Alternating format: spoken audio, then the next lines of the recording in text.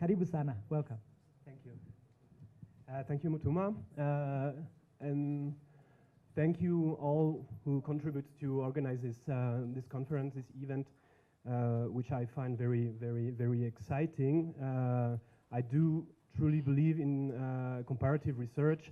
I did comparative research myself about policing in France and Germany, and I see this opportunity to go further in this work, to discuss with you and to be here today.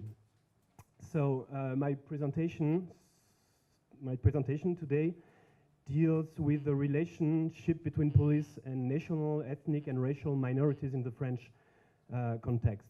By using the expression racialization of policing, I assume that there is a racial issue in the specific ways the French police is dealing with French citizens or people living in France in our present time. I will assume that race is a social construct and doesn't exist as a biological feature. But in the same time, I assume that the belief in the existence of races still exists and that this belief has consequences in a social world. And here in this presentation today, I assume that racialization of policing means the process through which policing contributes to create and or reproduce racial groups and racial categories within the French society. So I will begin by quoting two scientists. The first one is American. His name is William E.B. Du Bois. He wrote a book which is called The Souls of the Black Folk at the beginning of the 20th century, and wrote this very famous sentence, the problem of the 20th century is the problem of the color line, meaning the color of the skin. The second scientist is French Martinican psychiatrist and philosopher Frantz Fanon. In a book called The Wretched of the Earth, published in 1961, wrote, the colonial world is a world cut in two. The dividing line, the frontiers, are shown by barracks and police stations. So of course I am aware that we are not in the 20th century anymore and that France is not a colonial country anymore like it was in the time of Frantz Fanon. It's either not a segregationist regime like the USA were when Du Bois wrote his sentence. But in contemporary France, race is still appearing to be an issue, and the police plays its role in this issue. So I will ask here today, is a contemporary post-colonial French society a racially divided world where the police contribute to draw the color line? So very briefly, I will present, to give some element about the French context, then speak more about police violence and which group are targets of this violence. Then I will go more specifically on a quite big issue in France, that's to say police discrimination through stop and search practices. So the French context first. The French state is a highly centralized state, a strong capacity state, and a democratic regime. As Guillaume said this morning, the colonial legacy of France is still alive today through the Algerian War, or for example,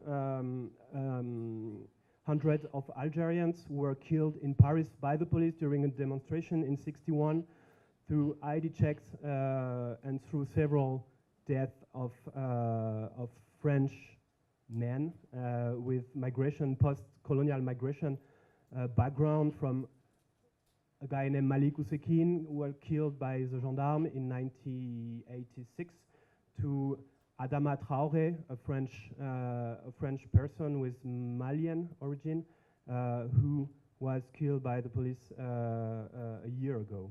So there is some post-colonial continuities in police violence today. But today, racial discrimination and racial profiling are forbidden by the Constitution. As far as the use of force is concerned, we have in France two institutions that have the monopoly of the use of legitimate force. The first one is the national police that mostly is mostly policing the cities, and the other one is the gendarmerie, mostly policing the rural area. These police forces are both under the supervision of the Ministry of Interior in Paris, and as also Guillaume said this morning, and as the comparative European surveys show, that the French police is much more characterized by repressive strategies than by prevention or community policing, like it is, for example, in England or in Germany. And these repressive strategies increased since the terrorist attacks of 2015. I picked up some number. I'm not sure they're accurate. Maybe you can correct me, but maybe to draw some comparisons. The first one is the homicide rate, which per 100,000 inhabitants. Here we see that French homicide rate is quite low.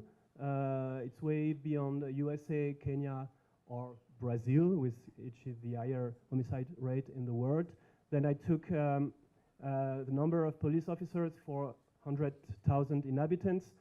We can see here that Kenya is quite low, and then France, and surprisingly, or maybe not, Brazil is a country where you have the most numerous police officers for 100,000 inhabitants. So here in this presentation, I will focus on everyday policing. I will not talk about protest policing or criminal policing or anti-terror policing. So what do we call police violence in France nowadays? I think we can make maybe a distinction between high intensity violence and low intensity violence. High intensity violence, it's people killed by the police, which we don't have official statistics right now in France, but we assume it's like between 10 and 15 a year. I've read that in Kenya, in Mathare, there was every year like around 50 extrajudicial killings. Another form of high intensity violence is people who die during an interaction with the police, like to run, to try to escape the police or something like this, and then to be killed in an accident or for some reason. And then police brutality. I took one example. It's what we called in France the Theo case. Theo was the name of this young guy here who was severely beaten by some police officers and who was raped by a police with the police sticks. So as I said, we don't have official statistics about this kind of violence, and police accountability is ineffective as far as this kind of police violence is concerned. There is also low intensity violence, because I think violence is not only physical but also moral. Violence not always hurting the body but can generate moral wounds, feeling of discrimination and inequity. Low intensity violence such as police provocation, insults or harassment, or discriminatory use of police legal powers such as ID checks and stop and search. So who are the persons in France targeted by police violence and discrimination? I mean, either high or low intensity violence. The targets of police violence is mostly French men with North African or sub-Saharan origins from former French colonies such as Morocco, Algeria, Tunisia, Mali or Senegal, and so on. And also in this group targeted by police violence, we can add Sinti and Roma. Where this where do this violence takes place? Mostly in neighborhood characterized by poverty, where live like an urban working class with a high rate of unemployment and social incomes, particularly amongst male youngsters.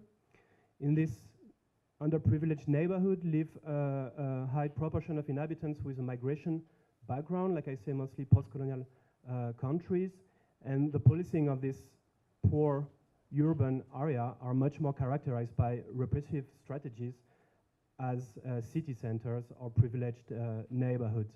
So here we can draw differences between anti-crime repressive strategy on the one hand and community policing, or like where the police see itself as a service to the population.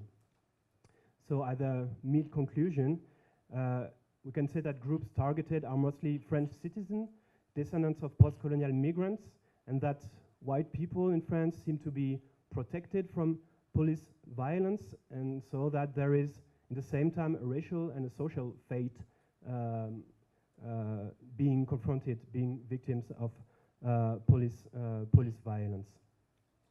So even if France is a democratic state where racial discrimination is officially forbidden, there seems to be still a color line, to go back to the sentence of Dubois, as far as police violence is concerned.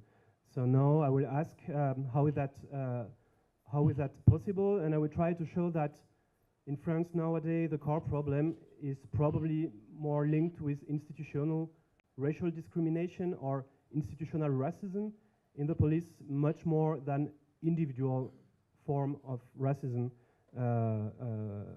of police officers. And I will take one example. It's stop and search practices, ID checks, like police checking people, stop and searching people in these underprivileged neighborhoods, in this poor neighborhood. Like I said, urban police focuses on coercive strategies, and these stop and search practices are quite a central tool for the police officers working in this area. So on the one hand, the stop and search belongs to everyday policing, and they are based on a large police discretion. On the other hand, interviews show that people from minorities consider them as a major discrimination reason that make them feel being a side of the French national community. So stop and search are defined by the French penal law. The French penal law allows police officers a very large discretion in the selection of targeted individuals. Most of stop and search conducted by the police are proactive on or investigatory stops, as opposed, for example, to traffic safety stops. There is no administrative record of this stop and search, meaning we don't have any idea how many stop and search are conducted every year, for which reason, and who are the people who are stop and search, and so on. There is no official recording of it. And the government and the police do believe, and do still believe, that it's an effective tool against drug trafficking, for example, whereas several research now show the contrary. So at this point, it's important to, I think, to differentiate the issue of racism and discrimination, because stop and search can be discriminatory even if the officers behave respectfully. And the observation that I personally did and some other surveys show that in most of the cases, yes, stop and search interaction are going relatively well. Like the people that are being stop and search don't complain about the behavior of the police officers, but still it can be discrimination. According to my own field research, stop and search as a police strategy not only aim at discovering infractions, but also they have like a discipline goal for police officer, meaning to discipline groups of youngsters that are disturbing the public space without committing any crimes, or to make them leave a particular area where they are not welcome. And last of the reason, for intelligence reasons, to get some telephone number, to get some information about the neighborhood, and so on. And I will now illustrate with one survey that some colleagues did a few years ago in the Parisian subway that clearly show that in Paris, a black person was between 3 and 11 times more likely to be stopped than a white person, that an Arab person was between 2 and 15 times more likely to be stopped than a white person. And this study also shown that these stops are ineffective because only 14% of checked persons were taken to the police precinct, meaning that the rest of the stop and search didn't mean to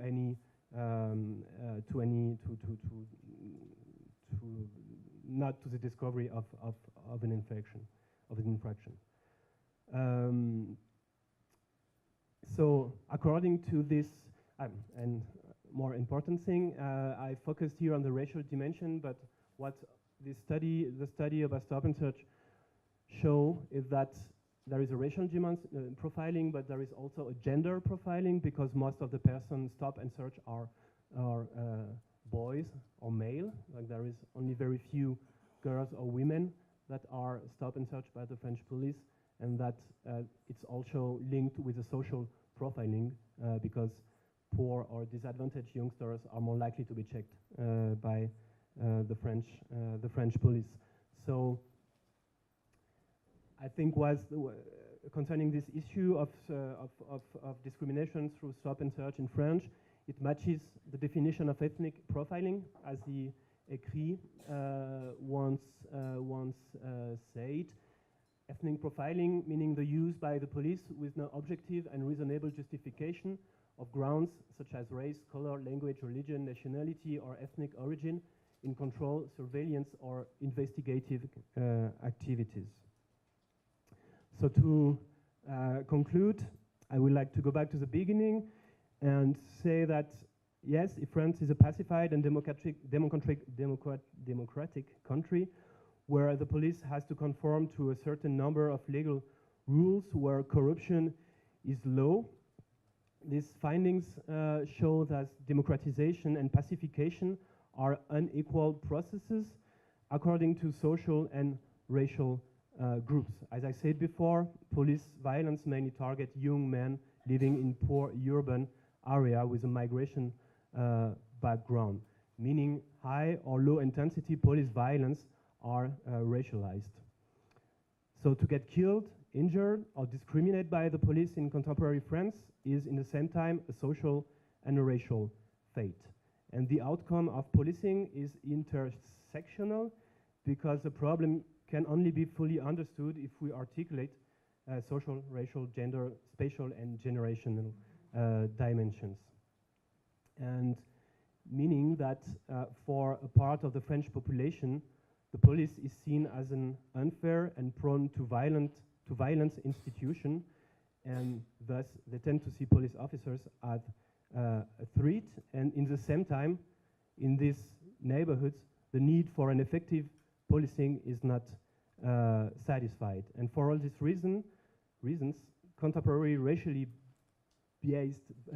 based policing produce subjectivities and what I will call communities of experience of racial and social groups that shape the relationship to the state, to citizenship, and contribute to create contemporary racial boundaries.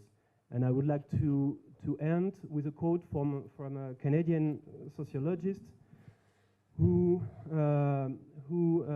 create this concept of police property. A category, meaning a category of the population, becomes police property when the dominant powers of society leave the problems of social control of that category to the police.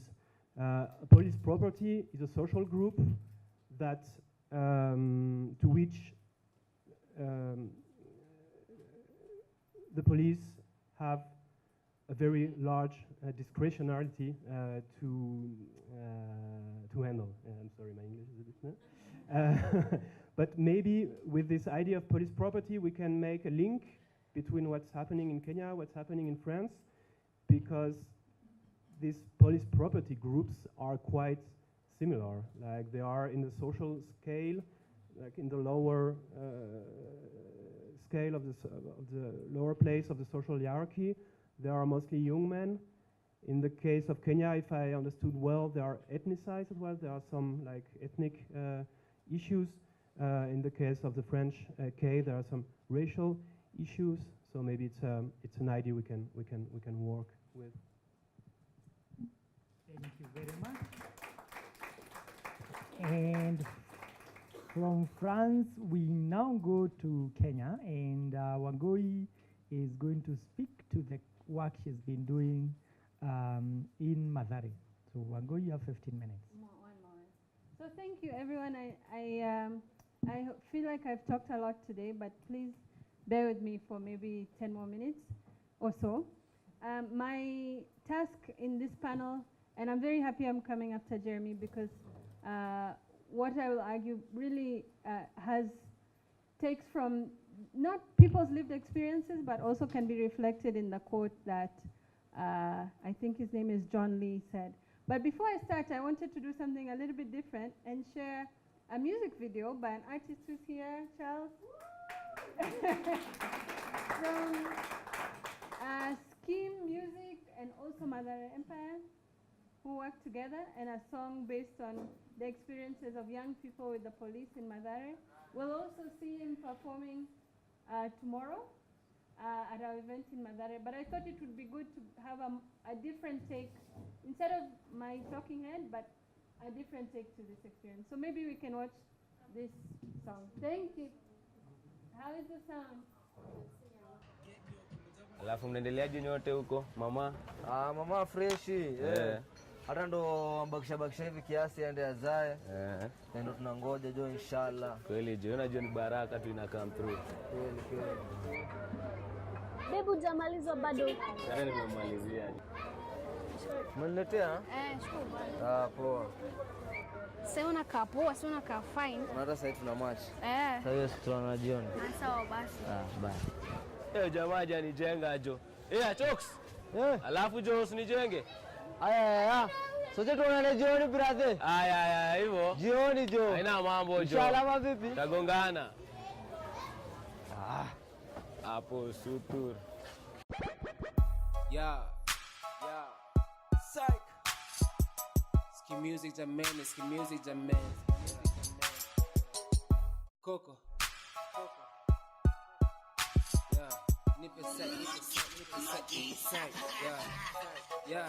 Life ilikuwa fiti kiwa myangu, so si kwa madhe share koroboi bed sister na brother. Suddenly system kukwara dikwara ndio para kusnatch masimu vibeti kwa rodi kuhepa boarding na scolding na molding. My youth mbona mna shoot uongo si kolo si drugs, hiyo ni issue wasewa na drug. Alafu nowadays hakuna kusanya mambao, kisa na log ya mbao ni ndenga mchuma mazishi misa after Joe kusanya madhao. It's so sad in Nairobi Islands, the youth man is being killed hata kama hajafika mbao. Madem pia wameingia kwa game, masling mapetko kusunda kimali online ni fame. Chisha kamishna lalisha aipoa nao wamepoa. Nishike nipeleke ndani usipige risasi usifiche jo ID ya shule uweke risasi usitupe basi mwili bea wazazi wasi. Please Mr. Polisi jo. I repeat John me. I repeat mpaka lini? Yeah. Nishike nipeleke ndani sishucho polisi. Moyo wako ndani, mademo wako ndani, mahoka wako ndani, wasomo wako ndani na Please Mr. Police. Please Mr. Police jo. I repeat John me. I repeat mpaka lini? Yeah. Nishike nipeleke ndani sishucho polisi. Natoko shundani na mazi yako ndani na buda wako ndani, wasupu wako ndani na Police Mr. Police. Yeah. Trust mama washanza kusacho, washanza kutupa matusi nikacho, washanza kunchovile mini mesago, ntaka nitoe macheni mevaa. Mr. Police first of all mina rights, tena vabro si wendo libai, ka inatisha au ka ni suspicious ni approach ka some matter of fact. Mr. Police wanafaa kunilinda, vita si lazima, nionyesha upendo bro heshima, tunawasha moto wezi zima, naonyesha nani weni simba buda weni human. Mimi pia funny my youth wanna live in fear, mina Jonas skia so na make it clear, una inchi ndio inchi my youth wanataka respect my dear. nishike nipeleke ndani, unashubila swali watoto wako mtani chilling, kwani huna feeling, si rahisi kuzika na bobo kwa mtani sleeping. Kenya lijengwa na siku ngapi, wanataka kuimada na mbili, mwili plus akili, si wote human, so takufa, so hata ukishuto unapata nini, sema please Mr. Police, Polisi John, RP John me, RP mpaka lini, yeah, nishike nipeleke ndani, sishucho police. Mamoyo wako ndani, mademo wako ndani, mahoka wako ndani, wasomo wako ndani na police, Mr. Police, please Mr. Police, Polisi John, RP John me, RP mpaka lini, yeah, nishike nipeleke ndani, sishucho police. Nako shundani na mazi yako ndani, na buda wako ndani, watupu wako ndani na police, Mr. Police, Mr. Polisi, Mr. Polisi, Mr. Polisi, Mr. Polisi. Harassment indeed, watching us bleed, police don't proceed. Harassment indeed, watching us bleed, police don't proceed. Please Mr. Police, Polisi John, RP John me, RP mpaka lini, yeah, nishike nipeleke ndani, sishucho police. Mamoyo wako ndani, mademo wako ndani, mahoka wako ndani, wasomo wako ndani na police, Mr. Police, please Mr. Police, Polisi John, RP John me, RP mpaka lini, yeah, nishike nipeleke ndani, sishucho police. Nako shundani na mazi yako ndani, na buda wako ndani, watupu wako ndani na police, Mr. Police, Polisi John.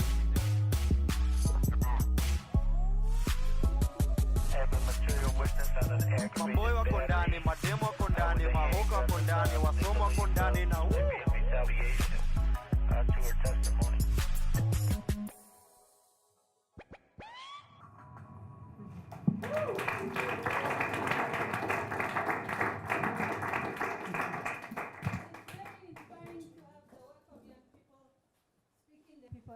I thought for me that was a good way to begin a talk on urban exclusion and the police. I think that's what the title of my talk is. So urban exclusion and police violence in Mathare. So I think it's very obvious when you say poor people are killed by the police. In some ways it's not something novel, it's not something that people don't agree with. But I think it bears restating because it's not taken as seriously as it should. And the long histories of this and the vast effects of this are not considered very extensively. For example, if you think about the fact Mathare has been around for 100 years. People don't know that it's been around for 100 years. It was a former quarry. And the same people whose grandchildren are getting shot here are the same people whose whole community was decimated by something called Operation Anvil, when the colonial officers cleared the whole of specific parts of Eastlands and especially Mathare and bits of Kariobangi South because they were looking for Mau Mau. So it bears restating this connection between the poor and the marginalized and police violence, also to indicate and really make evident this long historical process. But at the same time, what's important is to show the vast impact of the police. The police will intervene not just to shoot someone as has been shown in the video, but in terms of when they're coming to stop illegal water tapping, it's a police who are sent. When people are being evicted from their homes, it's a police who are sent, and they become a vital part of this landscape in not just making, in encoding life and death in many ways. And so for me, it bears restating these connections between urban exclusion and police violence. So in attending to this historical frame and also the vast impacts of this, I think in my own research work, building on and informed by the wonderful and consistently learning experiences I've had with people who form part of Mathare Social Justice Center and others. In my own research work, I make three arguments. The first argument is that urban planning formalizes exclusion. It doesn't formalize inclusion. it formalizes exclusion, and that is very important when you think about, for example, the new master plan of Nairobi in 2014 that proposes all of these highways and all of these buildings, but doesn't talk about evictions, doesn't talk about toilets, doesn't talk about who will be resettled and who will be resettled where. So for me, urban planning is formalizing exclusion, but exclusion that comes from a longer process. It comes from a colonial process that created this Nairobi. So that's my first argument, and later you'll see why this has bearing. But my second argument is that in order to maintain this colonial exclusion, if you don't provide basic services, then you need to have the police. And we can see this the excessive militarization of urban space we see in France, we see in the US, we also see here in Nairobi, in that the space becomes increasingly militarized, and because of this, the police kind of become urban administrators. So they become urban administrators, they become urban infrastructure because they're there to encode this exclusion. My final argument, and in my own research work, and you'll see why it's important here, is that it's these people who, in discourse and practice, so in narrative and in material processes, it's these people who are called criminals. Young people in Mathare who are shouting R.I.P. Mpakalini. It's all of these people. It's them who are the only ones who can undo this exclusion and are the only ones tasked with fighting this police violence, because in some ways they have been left to their own devices. And a good example of this actually is the report that Mathare Social Justice Center, through the collaboration of many people, made possible. And so this is the work that of young people like Skeme Music, like others, who are trying to really show the long histories and also the vast effects of this urban exclusion and how it ties to police violence. So just an example beyond the report that shows this really the need to keep reinstating the connection between urban exclusion and police violence is if you turn to, I'm not sure how many of you have this report. Most people have it. If you look at the page, first if you look at the case patterns, it shows that people who are as old as the people who are the largest demographic who are being killed are people between the ages of 13 and 20. Young people, you know. Their own exclusion, their inability to access school, access jobs is really replicating their exclusion here and makes them vulnerable to the aggression by the police. But I wanted to indicate especially one case of Christopher Maina on page 16. I'm not sure if you can go to page 16. So the case, I can give this to you, Jérémie, or we can share it. Okay. So if you see Christopher Maina, and it really, Christopher Maina actually was shot not too far from where this video was shot. So Christopher Maina on page 16 was in a building site in a section that's being developed by a youth group called Pirates. He was in a building site. They were building, I think, if I'm not mistaken, someone from Mathare can correct me, but they were building a small shelter that they would use for their group. Christopher Maina was dragged from the building site to the main road and shot. So if you think, we need to think about a few things here. Why is Christopher Maina building this shelter? He's building this shelter because residents of Mathare have not been given adequate infrastructure. This is part of urban exclusion. They've not been given adequate infrastructure. They're not privy to employment opportunities, all of these issues that are very emblematic of urban exclusion. At the same time that he was shot, dragged away from this building site and shot on the road, shows these connections, these historical connections, but also really that are being sung about by groups such as Skeme between urban exclusion and police violence that always merit restating and restating. Because I think we don't always realize the full extent of this connection. So I think Christopher Maina's death, but also the work of MSJC, but also the work also of Skeme Music and others really help us try and interrogate this connection a little bit more between urban exclusion and police violence in Mathare. I think, one second, sorry. really, I think ultimately, because it becomes the work of the residents who are the ones implicated in the worst machinations of these things, I think it's important for all of us here to think not just about the discourses that are given to us that help reinstate and keep thinking about the city. For example, all of us, we only hear about the Nairobi master plan, but we never think about how this exclusion is being formalized in many different ways. For example, the Red Cross has a bill of 2 million shillings for water, but we'll never penalize the Red Cross. We'll think instead to castigate the young people who are tapping into illegal water, so-called illegal water connections in the ground. So I'll just conclude by saying, even if we are the connection or we can make the connection easily between urban exclusion and police violence, I think it's very important for us to keep interrogating the many ways that this exclusion and police violence are made manifest, and the long histories of this. Like I said earlier, it's the same people's grandchildren who are being killed now, and it's the people who were evicted in 1954 or 2, I think, in Operation Anvil, whose children are being killed now. So we really need to, in our discussions about police violence and exclusion, look at the long history and also the multiple effects of, the multiple violences that take place. Thank you.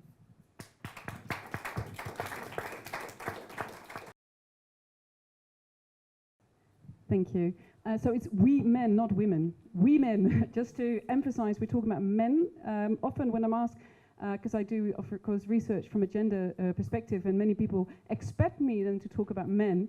So that's why I also like to emphasize it's actually, I have done research with men, not on men, but with men since 2005. I started also in Mathare.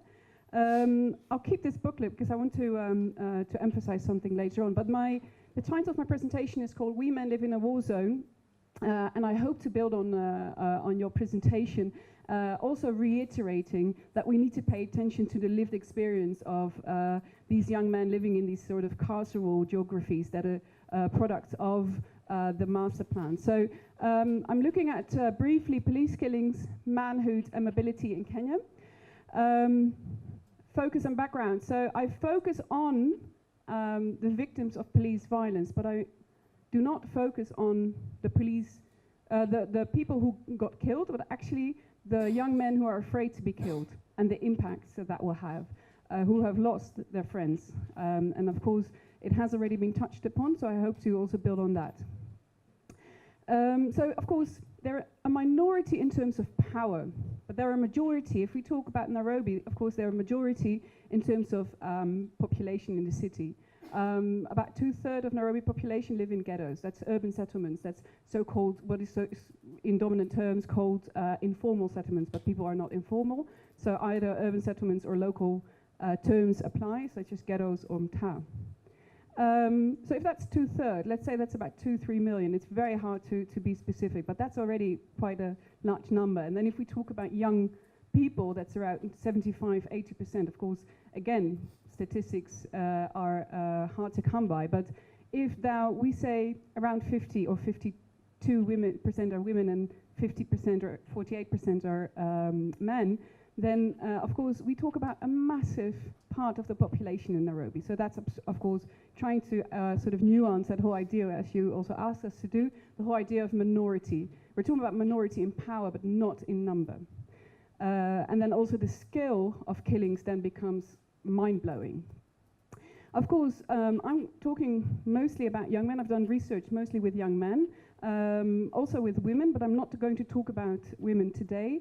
And most of course, it has already been mentioned several times.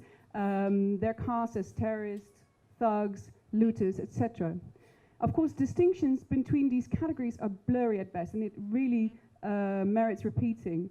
And also, they do not reflect people's own self-identifications. I think we should be very careful with using these labels constantly. That's why I put them in quotes.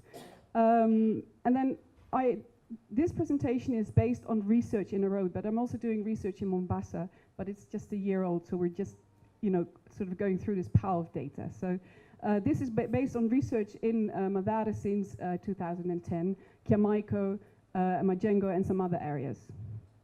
So my basic focus, or my general focus, is on illegal work, and I do also put illegal in quotes because who determines what is illegal and what is not, particularly in areas such as Mathare or Majengo.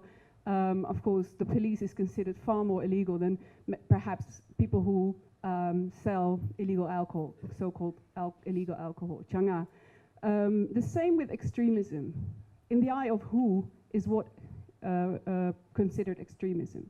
So I think we need to be very critical of what this term represents. And of course, they represent normative frameworks that we need to stay far away from if we really want to understand local dynamics, especially from people's perspectives.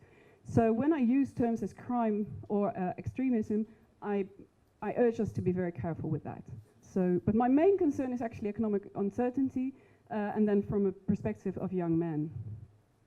So I tend to focus now in this presentation on so-called, what are called criminals, quote unquote. I forgot the quotes here, because it's quite rampant, and but it's very vastly underexplored. And I have to really congratulate Mathare Social Justice Center, because they are the first grassroots movement that was able to do and compile a report on police killings in Mathare, risking their own lives. And I think we really need to see how this work can really connect to a broader network of documentation, activism from below. Because if we've seen change, any change coming, and in Majengo, Kiamaiko, I really have seen it starting from local activists, local bases, local youth groups, or maskanis, where in different contexts they have different names.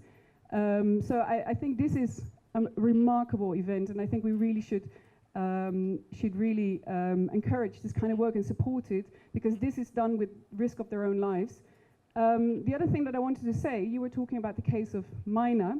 If you look at the picture on front, that's Riht. He's the one who killed Mina on the 21st of February last year. He was also the one, of course, who was depicted in the video in East Lee, and and he has been reported killing, he's been witnessed even killing young men ever since. I think last week was the last report local activists received. So just to, the impunity, this is like beyond, we can't even fathom that with our imagination. So just to drive the message home of how grave the situation is. So the context is urban settlements. Of course, Nairobi has comparable dynamics with Mombasa, but there are huge differences, so that's why my presentation is not that long, so I tend to focus on Nairobi. So what is very important to understand, and it has passed by already, is that like Rashid, every ghetto has 1, 2, 3 ghetto. I think Qoqo has about 4 known police officers who, even the number plate of the car is known. And so these people are known. They're witnesses. There are even video clips, such as exampled by this one. And still, they continue to execute young men who are deemed thugs. So there's some variety of cases that are depicted, for instance, in here, and that I've also come across through my research.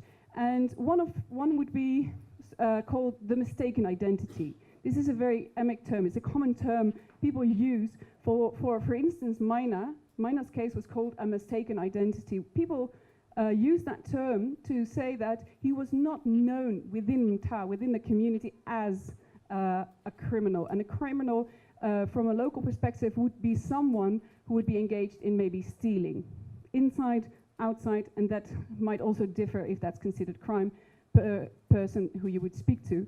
But for instance, dealing heroin or distilling changa so crime is a spectrum, and that these other illegal economic activities would be by many people considered work locally. So I think it's very important to understand local value systems about economic income generating activities in that sense. So mistaken identity is a word people use to describe particular cases. And then of course you have people who, the community, and then I mean neighbors, friends, family, would know that this person would be involved sometimes in stealing. And then you also have the cases of young men who are killed by police or executed, you could say, or murdered because they want to protect themselves, and they collaborated with this person in, for instance, brokering stolen goods after a robbery. But this list is absolutely not exhaustive. What is very interesting is that death lists came up during many conversations.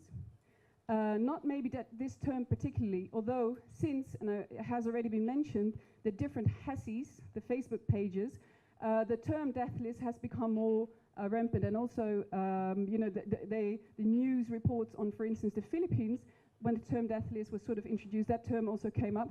But I just want to give you a few examples of death lists, because there's a constant fear among young men that they are put on a list. And this might not be an actual list, of course, but it might just be someone's picture would be shared among police officers. Yes, so, sorry, oh my God. So you have these WhatsApp groups, for instance. Then you also have police officers then who have these pictures on their phones. Then you have another method of selecting targets, and this is something that's very known in different areas, is that police show walk a particular target or a particular suspect along the community, and then particular informants are asked to call the police officers, watihaji they're called locally, whether this person is considered a criminal or not, and if 2 or 3 calls are received, this person is confirmed a criminal and then taken to a back alley and shot dead. And others, of course, are that the police barges in to a funeral, matanga, a funeral gathering, starts shooting, and then young men are shot in the back. But who are these young men? If you would ask them, if you ask their wives, if you ask their mothers, they would all say providers. So all these young men live up to a particular masculine ideal of the provider. This is the idea that all these young men live up to. So Hasso from Anjengo shared with me, when I was 12, I had to depend on myself. All my friends here in ghetto. If we talk about isolation of police, we also have to consider the isolation of young men from really young age. They have to fend for themselves. And then he said, you look up to thieves because they have nice clothes, beautiful ladies. You want that, you want to be them, you want to join them. It's very easy to join in crime. You see a sister, she stays at home and helps with cooking. She's eating a nice lunch, but you have to hustle for yourself. So this is a particular experience from 12, 13, 14 years old. And the only way that this young man can forge belonging to his or her, to his family, is through providing. So he cannot go home without bringing something home. He cannot go to eat at his mother's house. Yes, next one. Next one, because I want to close it a bit. So, and then we can talk about the impact of, so often these young men engage in crime as maybe a last option or a desperate option. And I'm saying crime again, quote unquote. So sometimes if you have a grandmother, a mother, a sister, and a daughter to take care of, and they most of them are like 18, 19, and they marry from a very young age. Then sometimes there's no job. It has been mentioned many times, so I don't want to repeat that. We need to take into account, if we talk about crime, if we talk about the economic situations of these young men and about police killings, we need to take into account that they are constantly neglected, abused by politicians. They're neglected by NYS, for instance. That was supposedly a system that was supposed to empower them, and completely used and abused and then disappointed them. So I think we need to really take all this into account if we talk about police killings, why it happens in particular context, and of course about crime. And I think we can also use this also to counter some of the narratives like, you know, easy money and they would just want to be cool, because that's sort of the narrative that sometimes is communicated. So for instance, and then of course some of these young men might or might not be in crime, because that is of course not up to us to decide, it's up to the court system. But one of the young men that was actually on Sunday arrested, of course I use an anonymous name, he said to me, when a police officer meets you in Mathare, he can just greet you when it is in broad daylight. This was an interview I've done a little over, about a year ago. He told me, if he meets me at night outside Mathare, maybe like going home or going somewhere, he would kill me. He smiled when he said this to me. His friend, this was during the same sort of hangout we just were at a base, police see us as M-Pesa. This is again in Kiamaiko. This is a mobile banking system in Kenya. When they arrest you at the main road, you have to pay 2K during the day, because at night you are in danger to be killed. If you don't have the money, they'll arrest you. They can even kill you. You can disappear. He went on, just like that. Just for being a young man walking around in the evening. Johnny, this is like 5 in the evening. So we hide at our hangout. We can't walk outside Mathare. It's too dangerous. We don't have this money, so you can't risk arrest and getting killed. Of course, this really accentuates the extent of carceral geographies. Experience all these borders that are, so if we talk about mobility, we're actually talking about immobility for these young men. So, and then Tosh, he actually told this to me. He's a Changa distiller. He said, here in ghetto, we men, we live in a war zone. There was a particular incident last August 2016, that really illustrated to me how gendered particular borders are from the perspective of Mathare. When a young woman called Mama M, or young in my eyes, my husband called me. It was 9:30 in the evening. He heard gunshots and he feared police were on a raid. There was a roadblock just near our house. I'm not scared. I'm not a young man. I've nothing to fear. The following morning, both husband and wife received the news that 2 young male neighbors had been shot dead by police at a roadblock the night before. 2 of their son's friends. Upon hearing this news, they locked their son in their house for 2 days, while his younger sister was able to go in and out as she wished. The husband added, "It's so much harder to raise sons in the ghetto than daughters." Conclusion, very briefly, because I'm sure I'm almost out of time. If we talk about gender and gender perspective, I think we can approach a particular experience much more closer. For instance, a young man having to fend for himself from the age of 12, only being able to forge belonging to his or her to his family through providership, and the only people that you can look up to and connect with are thieves in your neighborhood. They're not thieves, they're your brothers, they're your nephews, right? So we also have to be very careful with that label thief. And multiple and growing responsibilities. There's no opportunity, and we also need to really explore what crime means, what connotations work has or hustling has in different contexts. When police are corrupt, or when police are perceived to be the biggest gang around, I think that is an experience that we need to take account if we talk about police killings. Then we also need to take into account from everyday movements, of course, police killings and gendered borders, as we just saw with Mama M. And these borders also produce particular notions of citizenship and non-citizenship. Because in the end, we men live in a war zone becomes we are not Kenyans. Mathare sio Kenya. So that's something that we really need to take account, that 2/3 of Nairobi's population may not feel that they're part of this city, let alone this country. So, and I have not even touched, because I've also done research with women, and I've not even touched on the women who are left behind by these men. Thank you.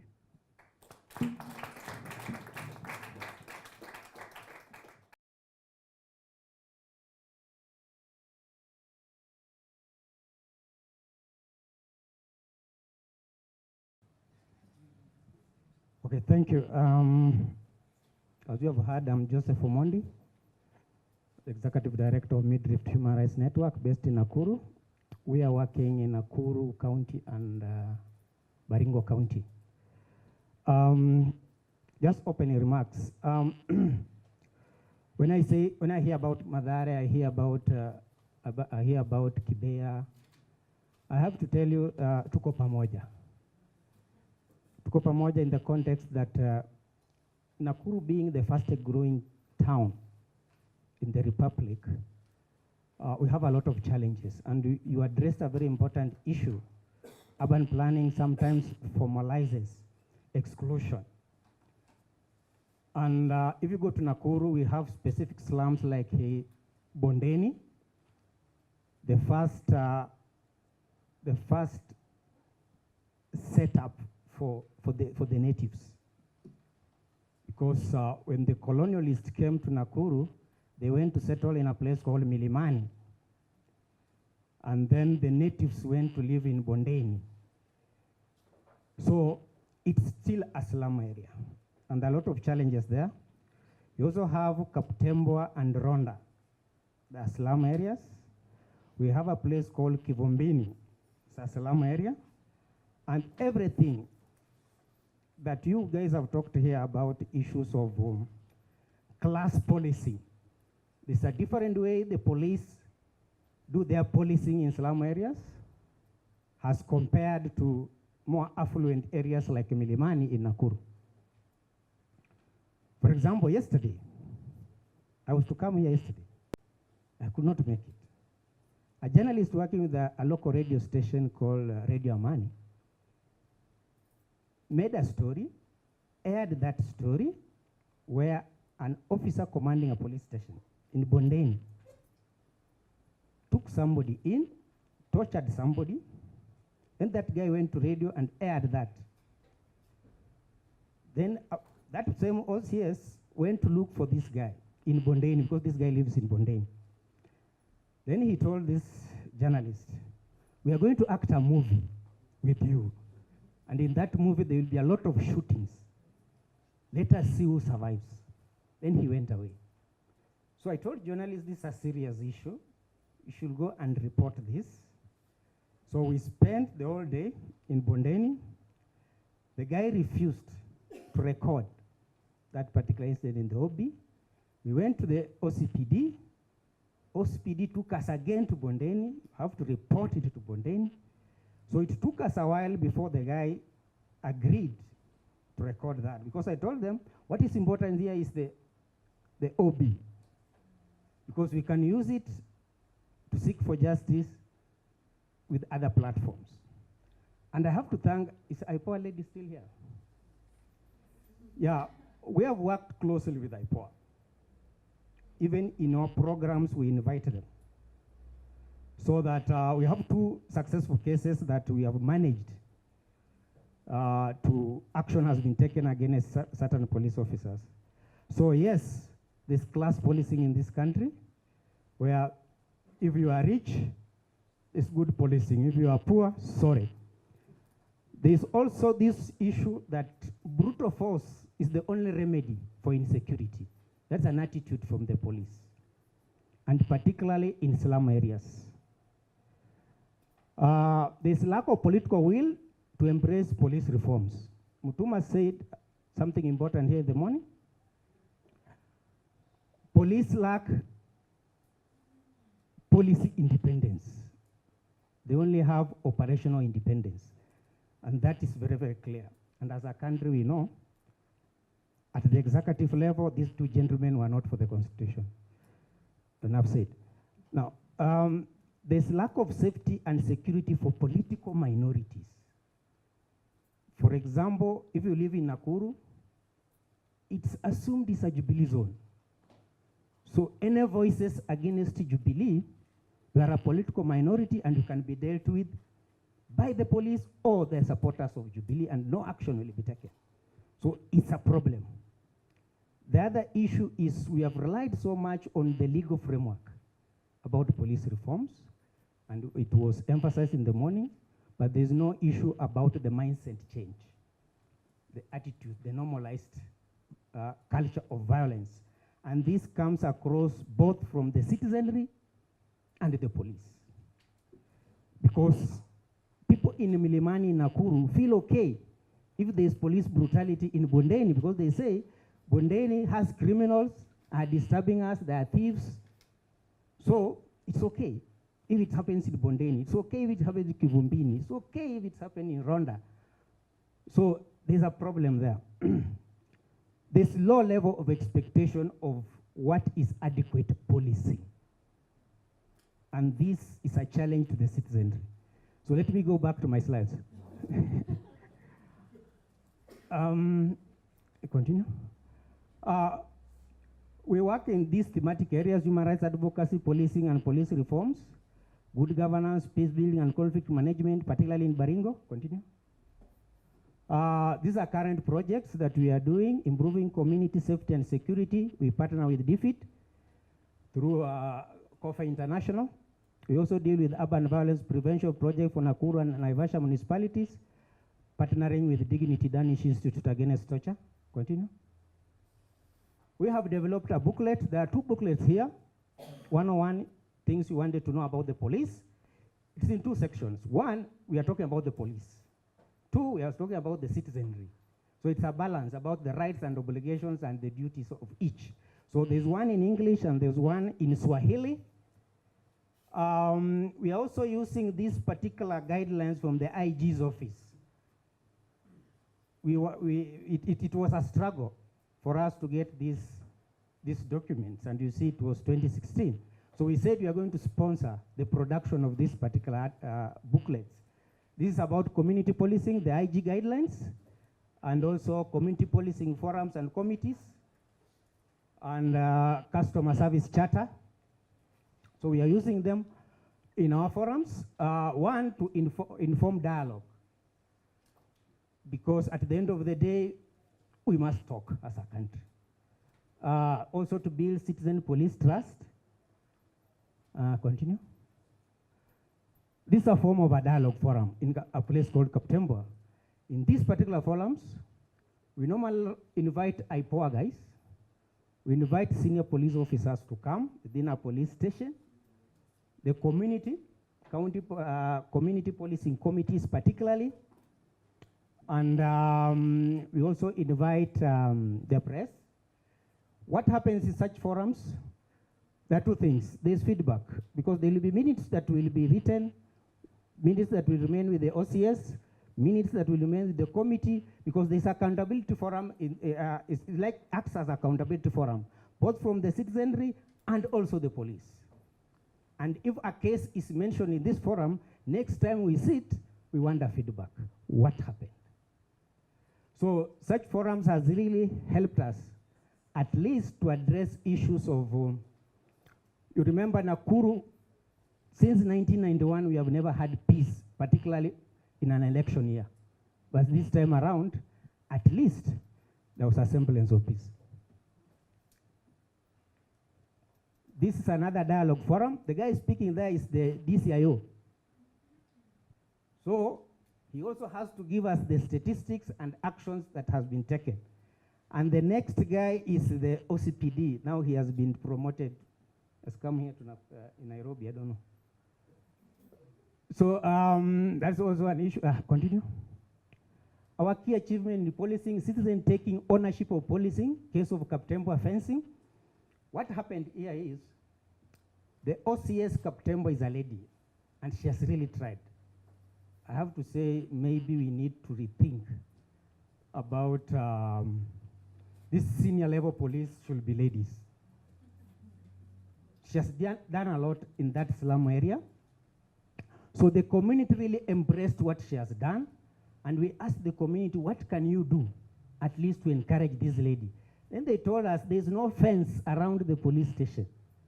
So we can go and speak to the member of parliament so that this area can be fenced, so that she gets even adequate security, because she's in a slum in a police station that has no fence. And even the gender desk is under a tree. There's no gender desk. So even cases being reported, somebody passing through the road can see Anyango reporting Omondi. You see? So the fencing was done. Increased citizen police trust leading to increased reporting of all forms of violence. So that one also has happened. Overall reduction of violence, case of Elementaita police station. There is another, this other police station is also manned by a lady. OCS. So these 2 police stations, what did our organization do? We decided at least even to give them some computers, because they are doing a good job. So just to motivate them. Continue. We have strengthened community policing by capacity building CPCs. CPCs are community policing committees around a police station, and facilitating community policing forums for enhanced community dialogue through the booklets I've shown you. Continue. What are the opportunities? As a result of our work, and in the absence of the county policing authority, the county commissioner has normally invites Midrift to sit in the County Security Intelligence Committee so that we brief them about the status and actions that we need taken in terms of issues of security around Nakuru County. We are two. There's another group called Mulika Uhalifu. I don't know if you have seen some ads on television. They are called Mulika Uhalifu. It's an SMS app where you can send. The message you send starts from top going down. Starts from the IG's office up to the police station. So if action is not taken, there is form of accountability. Because it's just reporting, yes, this case was reported for Kaptempa police station, but action was not taken, and I think you received it.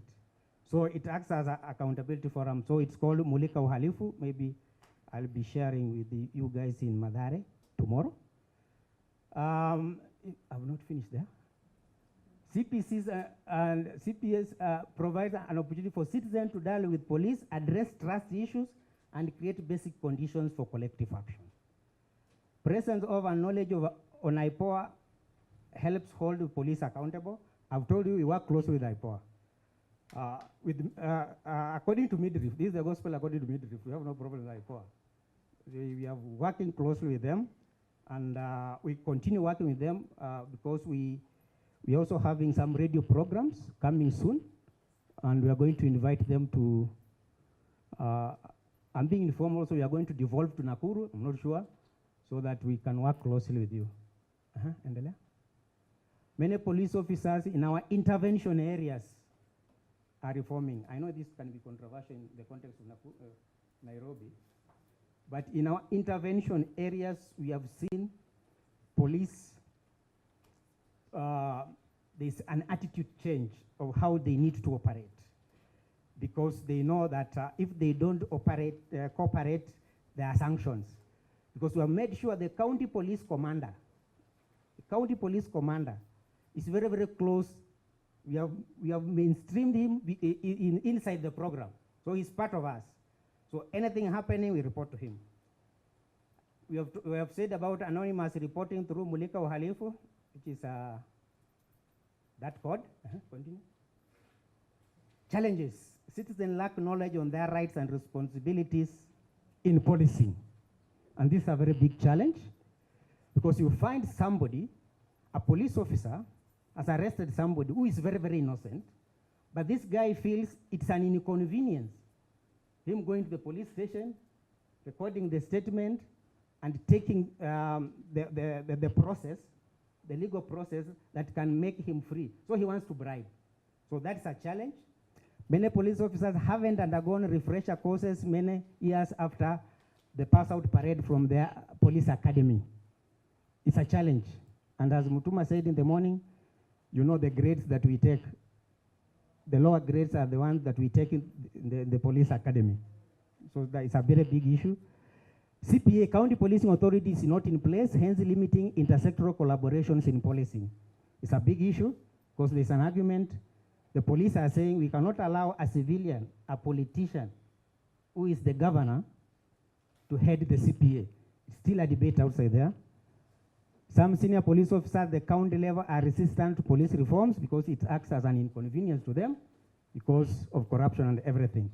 Finally, lack of operationalization of internal affairs unit is a big problem, because this particular platform could have enabled the police themselves to address the issues even before it reaches IPOA. Thank you.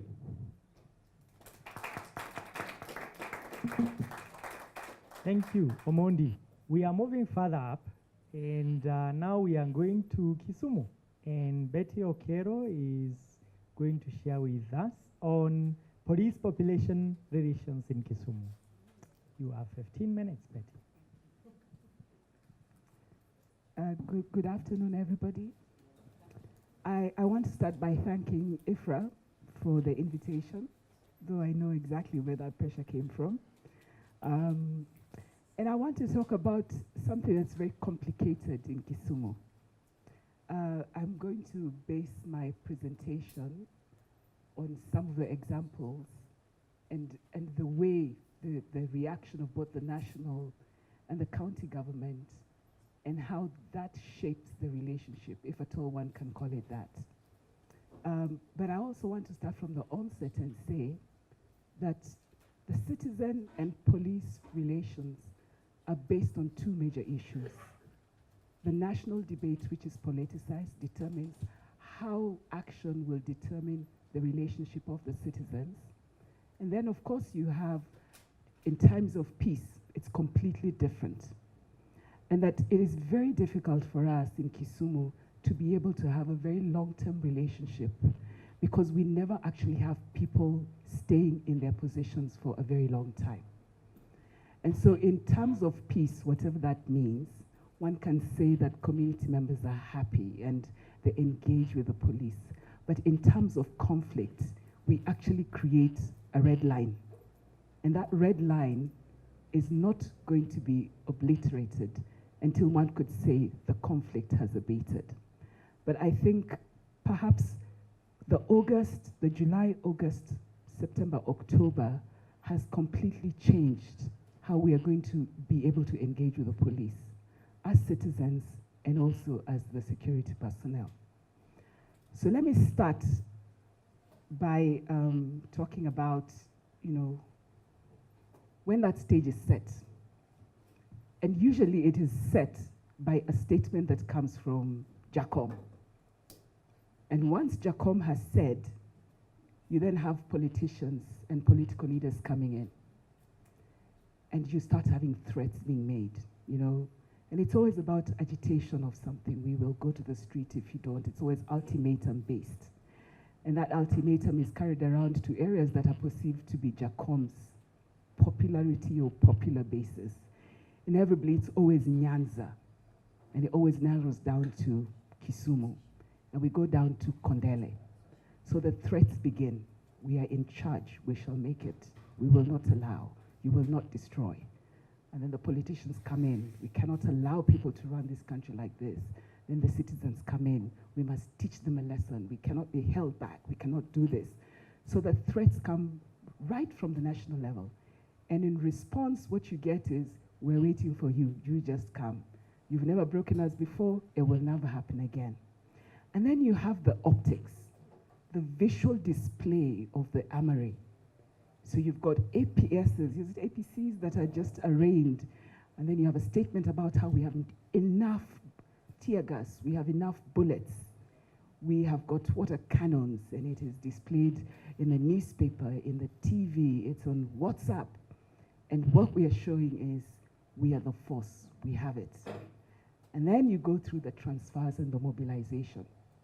And the transfers usually start perhaps a week or so before the main event starts. So you've been engaging with your county commander and the officers in the different police stations for weeks and months on end. And then 3 weeks before this event, you have a new person who comes in. And immediately that new officer comes in, the first statement he makes when he goes on air is, I am your new county commander, and we shall make sure that you toe the line. The rule of the law must happen. So it starts from way before. And in response from the community members, you're thinking, okay, I guess there's no talking here. We just have to prepare and empower ourselves. Then you then go to what one actually gets to see. The other one, yeah? So we have the shock and awe by the police. We get to be told that at 4 o'clock, you've got a stream of trucks that are going to be driving into Kisumu, and they don't take shortcuts. So they make sure that they go all the way around the town, and you've got trucks of Amilods dressed in all their gear. I think we started calling them Ninja Turtles, right? So they're in their trucks. It's like 6 o'clock in the morning, and they're dressed in their full regalia. And then we have got the body bags that were so famous. The statement is being made right from the beginning, how they're going to engage. And then the numbers. And then the numbers are reinforced, and people start looking at the numbers in terms of ethnicity. Perhaps it isn't that, we just want to have Kikuyus and Kalenjins as everybody's convinced to come to Kisumu. Maybe this is all 10 years ago we started a systematic recruitment, and that is what we have. But the reinforcement that comes in usually comes from specific communities, those that are considered to be anti-NASA. This is the perception that you get from the citizens themselves. And then, of course, you have got the equipment. So Kisumu town, population of about, 450, and you have 2 huge water cannons. And they drive in, and some of them are going to be packed at the State House, and another is going to be packed at, very strategic places. You get to see that every single day. And then you have got the equipment that is brought in. You drive into Kondele police station, and at 3:30 in the afternoon, you just see them emptying the trucks, and you've got the bullets, and you've got the tear gases, and everything is done, and the media is there. You are being shown, we are ready for you. And meanwhile, community members in response do not know what to do because they have no idea, who is actually in charge on the ground. You can't tell. You have reinforcements that come from Molo. You have people coming from like Kipia. You have guys coming from as far as Kajiado. You have people coming in from sometimes Nairobi. The last time we even had people who came in from Thika. Nobody knows who is in charge. Any arrangement that you had previously with the county commander in terms of how you're going to engage because you're planning to have your protest, that's all water under the bridge. There's no arrangement, there's no engagement. The people in charge of the stations are not even sure who is controlling all these different people who have come in. And so the national level says, I am in charge, with all the optics that one saw, the transfers that's going on, it's obvious that they're in charge. And what you get is a receding public that says, well, in that case, we can't engage with these people because they're not in charge.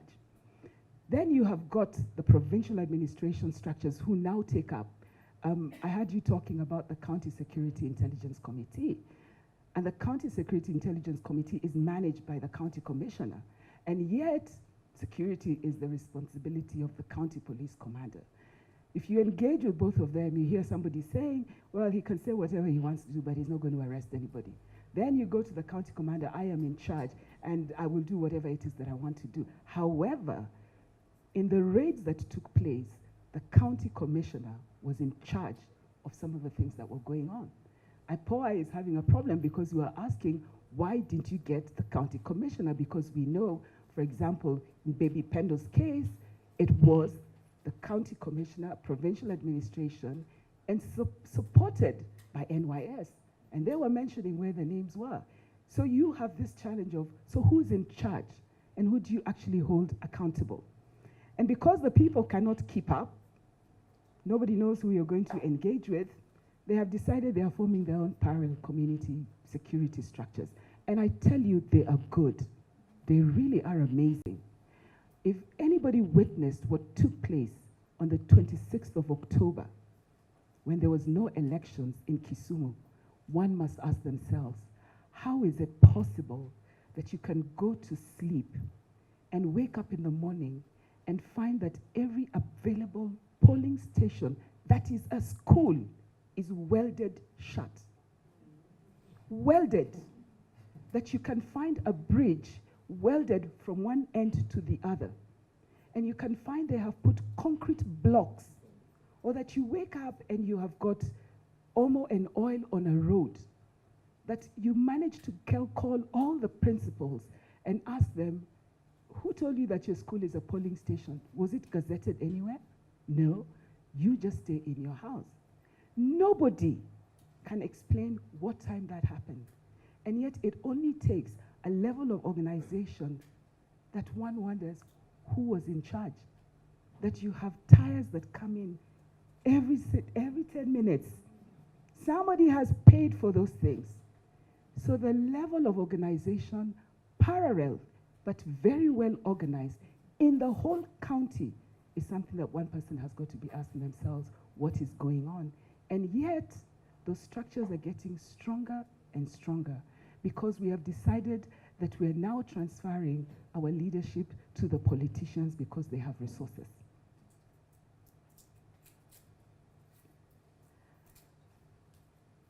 So what did we see in Kisumu? 3 major police styles. They were violent, they were destructive, and they were aggressive. The violence that one witnessed, and I remember one of the ladies telling me, and she's an officer right now, and she's a Luo in a position of power. She says when she sat down with people in the meetings, what shocked her was the loathing that she could see just directed at her, just because of who she is, her tribe. And so when you were witnessing the police reaction, and if they found you, they brutalized, I mean literally brutalized. And everybody said these people hated us so much that when they started beating, the only reason why they would stop beating us was because perhaps we decided to lay immobile like as though we had died. They went to people's homes at 2:30 a.m., breaking down doors. And whoever they found in there, they beat you properly. And because they started, and you know how the informal settlements are door to door to door, people started running away. Initially, they were only targeting young men. So all the women were left in the house, and the women became victims. The humiliation was such that you were then raping them and requesting their children to sit and watch. And that's exactly what was going on. So all the men ran into the bush. And when you were arrested, there was this WhatsApp clip that was doing the rounds where somebody was being told to roll around in the mud. Remember that? Well, Luos were told to roll around, They were told, kula changa, roll, because you had to explain why you were attacking them from their homes. So they had to look like they had been out in the bush or in the mud and they were running around, and therefore you had to justify why that was taking place. And if they were not able to break your door, they would then decide that the window will do. And so we then found them throwing tear gases through people's homes. Classic case of baby Pendo. Parents refused to open the door, tear gas was thrown in, and they came out. And when they came out, as the person was coming out, the first thing they got was just a baton, and the baby was the first person that they hit. And they didn't stop there. They went from door to door doing the same thing. And this is 2:30 a.m. So when we went back to community members and were telling them, oh, we must be peaceful, they said, for what? We were in our homes, we were attacked. This is not a force that you can dialogue with. This one is man to man. You get as you give, that sort of thing. And then when they were just going into people's businesses, there's a lady in Kondele who they broke into her shop, took whatever soda they wanted, that which they didn't want, opened the fridge, damaged the whole thing, broke every single soda that they were not able to drink, took her flour, took her beans, took every single cereal, added water, mixed them up, poured them outside, and then came back to now break her chairs and her table and everything. And it wasn't isolated. They did that to quite a number of people. And if you were not able to access, they jumped over your gate. So it wasn't as though they were actually just targeting protesters. They were going out specifically to get people even in the custody of their own places. So community members, everyone to themselves, God for us all. And so we have now seen community members completely regroup, Sometime in August, before the elections, the county government allowed ODM party youth to take charge of monitoring that ID cards were not being sold or bought. And so we gave them the power and said, you couldn't have a meeting unless you consulted them, and they had to give you permission. And now those are the guys who are now in charge. You cannot put the genie back in the bottle. It's a case of what we're seeing in Nairobi with the business community, where you unleash them and say they're going to provide security, and now you cannot get them out. Then you have got civil society activists, community policing, peace. We want to be able to find out, come on, you guys, we need to talk. We cannot let this go. So we go for meetings that are called by the county commissioner or the police and everything, and we're told, oh, we're going to be doing this thing. Go back, and this is what we're always told, go back and tell your people that we're waiting for them. And that if they don't toe the line, they will see. We are prepared. You hear that, Betty? Tell those people in Kondele. So we're told, even as we're standing here and we're sitting here and talking, you know, the rules have already been set. We are ready for war. You just go and tell them that if they don't want to die, they don't run onto the streets. So we then go back and start telling people about peace, and you get a community that's so militant saying, we're not interested in your peace, you go away. You tell those people we want free and fair election. If we don't, we will show you exactly what it is that it means. And so the dilemma we have is that there's no choice for the community. You don't have anybody to protect you, and yet you need to have protection. So they come up with their own respective structures to figure out how it is that they're going to manage. And in this, whatever it is they're creating, there are no rules. It's pure anarchy. Because for them, it is about defending their lives. That's all. Because they have seen that it doesn't matter that they're innocent, and that the police are here precisely to do one thing, and that is to teach them a lesson. 5 minutes, I'll be done. So what do we have here? We have an elusive justice and accountability mechanism, because we have no idea who it is that we must be able to hold accountable. The fact that you have recommendation or commendation for good work done by the police means that you're actually saying that you can proceed and do whatever it is that you want to do in Kisumu. You know, after all, they don't toe the line, we have got to show them. So impunity continues to reign. The inability to know who is in charge means also that we have to start asking ourselves, how do you deal with the fact that you have NYS now on the ground, policing, you know, and they were identifying homes, and they would mention who it is in the NYS who are actually, you know, patrolling with the, you know, prisons officer in the night in Obunga, or the administration police officers at 1 o'clock or at 2 a.m. in the morning. You know, how is it that we now have NYS apparently providing security, whatever that means? How do we then start looking at what sort of reforms do we need? And then, of course, the last thing is, I'm not sure how we're going to deal with the issue about mistrust right now. Because even as we are speaking now, the current officer who was transferred said, I only came here for elections, but I'm only waiting for the swearing in. After that, I'll see what happens.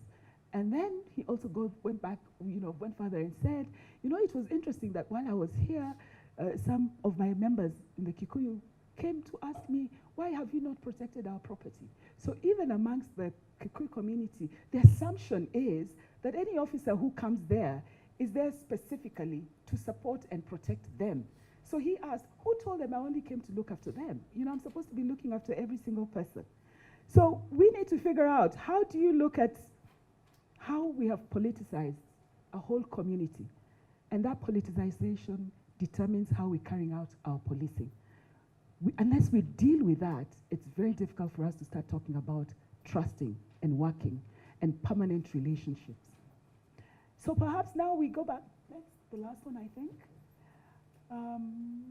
Is there one on the county government? So now we have to look at, it is, the county government as an intermediary. They came up with amazing structures post-October 26th. The issue around documentation, accurate information, is so important for us to be able to start questioning, to be able to start demanding for accountability and action. And I think right now it's the county government that can do that, because the community right now only trusts the county government. Of course, we then have to ask ourselves whether we're also creating a monster by saying that the county government, which is also considered a NASA person, is also going to be supported, or is everything we say is going to be ignored. And unless we're able to get the documentation and the actions organized, it will be very difficult for us to get accountability, which means that we will continue to see the sort of yo-yo relationship that we have with the police right now, and not just in Kisumu, but in the whole of Luo Nyanza. But what is shocking is that whatever was happening in Kisumu or Luo Nyanza is not unique from what was happening in Western Province or parts of Kisii. That we have decided that we only are focusing on this particular community, and therefore dehumanizing them in the process, or making them stand out as the rotten apple in this basket. Thank you.